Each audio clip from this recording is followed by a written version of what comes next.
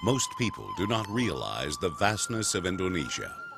It is the largest island chain in the world, over 13,000 islands stretching 3,200 miles east to west along the equator. Home to 235 million people, the fourth most populous nation in the world. Islam is the dominant religion in this incredibly diverse country. 88% of its people identify themselves as Muslim, making Indonesia the world's largest Islamic country. Yet in contrast, a great move of the Holy Spirit is sweeping the nation. A visionary Indonesian pioneer, Ho El Senduk was mightily used of God to give leadership and direction to the Pentecostal movement called Gereja Bethel since its inception in 1952. When the church was in its infancy, God gave Dr. Senduk a vision of a movement that would encompass 10,000 churches covering the islands of the sea. Like Abraham, he saw things that were not as though they were. Dr. Senduk arrived at the 1958 World Pentecostal Conference in Toronto, Canada, praying to be led to a sister organization with whom to join hands. Providentially, he was seated next to Reverend Paul H. Walker, Director of Church of God World Missions. This began a relationship that blossomed into an amalgamated partnership with the Church of God.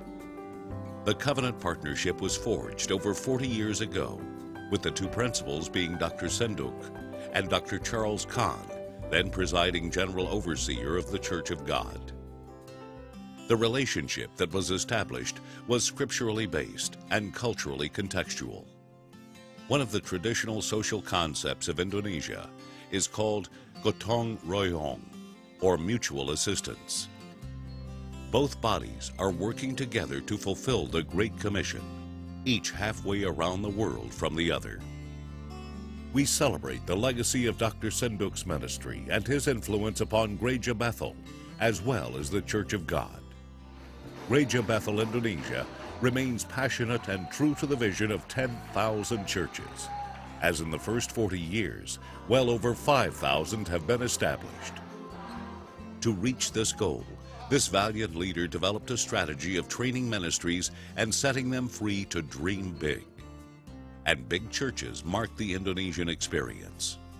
One church now has more than 150,000 members, and many others have a membership of multiple thousands. Buildings to seat 10,000 and 15,000 are currently under construction to accommodate the crowds of worshipers. In 1968, the Department of Youth and Christian Education chose the building of a seminary in Jakarta as its Youth World Evangelism Action Project. This imposing building, dedicated in 1971, offers a school of evangelism, a school for Christian teachers, and a theology and education institute. Thousands of graduates from this ministry partnership are actively engaged in realizing the dream. The blessings have been reciprocal. These open-hearted brothers and sisters on the other side of the world, who were once recipients of our gifts, have sent generous offerings in support of ministries in the U.S. Church of God people feel at home in the worship services of Gereja Bethel. Warm-hearted worshipers lift their hands in praise, rejoice in singing, and hear the preached word with gladness. They do a wonderful job of translating the messages they hear into action, embracing an enthusiasm for evangelism and sharing their faith that would challenge Christians anywhere. As a result, their churches are often filled several times each Sunday. The dream of 10,000 churches that God gave Ho Senduk is still a goal to be reached, but the Church of God and Gereja Bethel, hand in hand, will certainly see it come to pass.